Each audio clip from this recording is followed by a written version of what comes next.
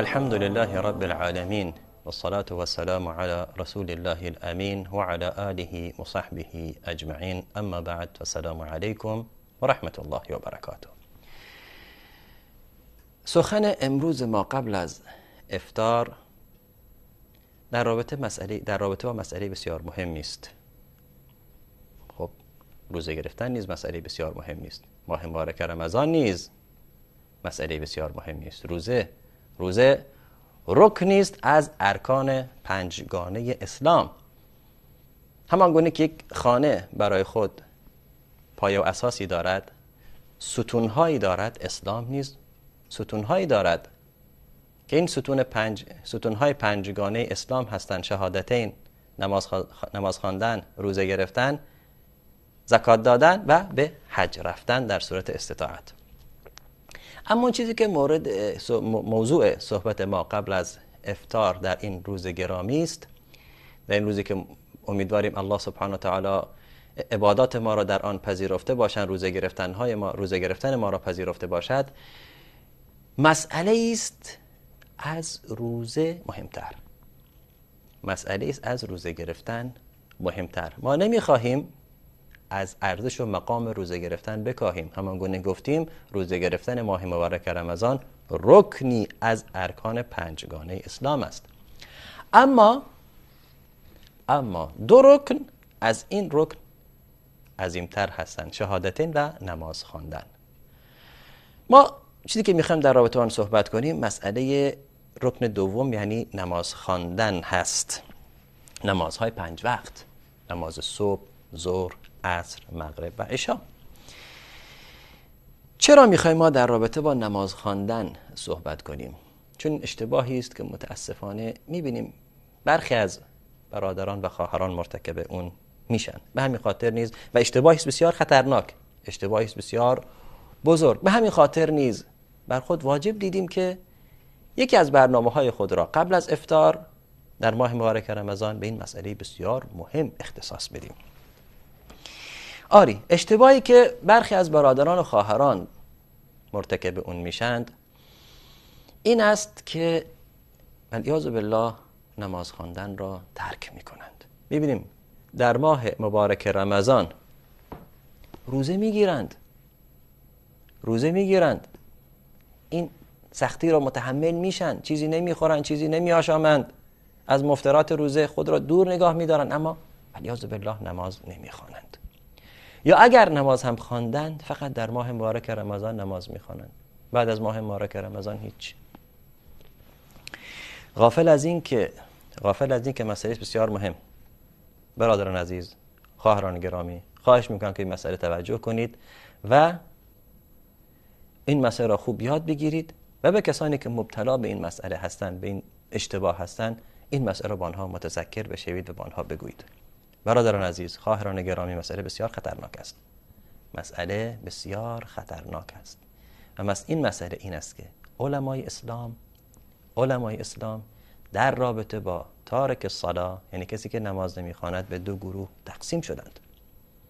یک گروه از این علما که ادله بسیار قوی و ادله بسیار قوی در این رابطه دارند. البته دسته اول نیز ادله آنها نیز قوی است. درس ما درس فقهی نیست که بگوییم کدام گروه درست میگوید و کدام گروه اشتباه میکند. اما چیزی که هست این است که یک دسته از علمای اسلام، علمای بزرگ اسلام تارک صلاة را، کسی که تارک نماز را والعیاذ بالله کافر میدانند با استدلال کردن به احادیث و به آیات. مسئله بسیار خطرناک. میدانید این مسئله یعنی چی؟ اینکه عده از علما شخصی را کافر بدانند یعنی چه؟ یعنی اینکه شخص هر کاری که انجام بدهد، روزه بگیرد، زکات بدهد، حج برود، صدقه بدهد، هر کار نیکی که انجام بدهد، در فردا قیامت جایگاه او کجاست؟ جایگاه او با فرعون و هامان و سایر کسانی است که در آتش جهنم جای دارند و در آنجا تا ابدالدهر خواهد بود، چون کافر است. او را کافر می‌دانند. ولو اینکه به شهادتین ایمان داشته باشد. چون میگن شهادتین حق و حقوقی دارد که یکی از این حق و حقوق آن نماز خواندن میباشد. مسئله بسیار خطرناک. روزه گرفتن ها، صدقه دادن ها، به حج رفتن ها، تمام اینها میگن ارزشی ندارد، چون نماز نمیخواند و تارک نماز را کافر میدانند با استدلال کردن به برخی از آیات و احادیث. من جمله این فرمایش رسول الله صلی الله علیه وسلم که میفرمایند این بین الرجل و بین الشرک و الکفر ترک الصلاة، یعنی که نماز نخواندن شخص را به دامان شرک و کفر میافکند، چون آن چیزی که فاصله انداخته مانع شده از این که شخص کافر شود نماز خواندن است. مادامی که این شخص نماز را ترک کرد در دامان شرک و کفر و در گودال شرک و کفر افتاده است. و در حدیث دیگه رسول الله صلی الله علیه وسلم میفرمایند العهد الذي بیننا و بینهم الصلاة فمن ترکها فقد کفر. آن عهد و پیمانی که بین ما و منافقین است نماز است. هر کس که نماز را ترک کند در دامان کفر افتاده است. به همین خاطر یکی از تابعین گرامی میگوید که اصحاب رسول الله صلی الله علیه وسلم هیچ کاری را، هیچ عبادتی را ترک آن را کفر نمیدانستند مگر نماز. و این تابعی عبدالله ابن شقیق العقیلی است. میگوید که یاران رسول الله صلی الله علیه وسلم این صحابه کرام ترک نماز را کفر میدانستند. پس نماز نخواندن مسئله بسیار خطرناکی است که برخی از ما آنگونه که باید شاید ولیعاذ بالله با آن اهمیت نمیدهیم. بیننده عزیز، برادر گرامی، خواهر محترم، آیا میدانید که اولین چیزی که فردای قیامت از من مسلمان در مورد آن سوال کرده می شود چیست؟ نماز است. رسول الله صلی الله علیه وسلم میفرمایند اول ما يحاسب به العبد يوم القيامة الصلاة فإن صلحت صلح له سائر عمله وإن فسدت فسد سائر عمله. اولین چیزی که الله سبحانه و تعالی در مورد آن از من و شما سوال میکند نماز است. اگر نماز ما نمازی نیکو بود، خوب بود، سایر اعمال ما نیز نیکو خواهد بود. والعیاذ بالله اگر نماز ما آنگونه که باید شاید نخوانده بودیم، آنگونه که باید شاید باشد نبود، سایر اعمال ما نیز آنگونه که باید شاید نخواهد بود.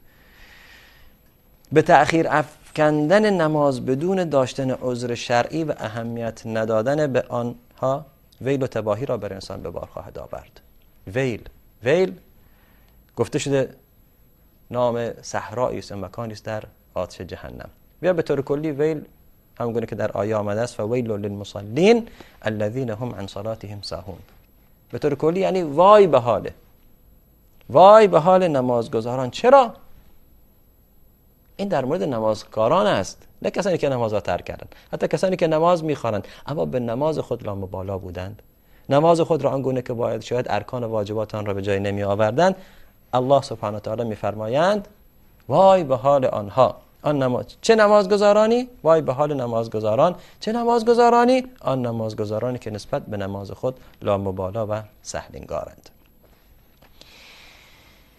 و همچنین الله سبحانه و تعالی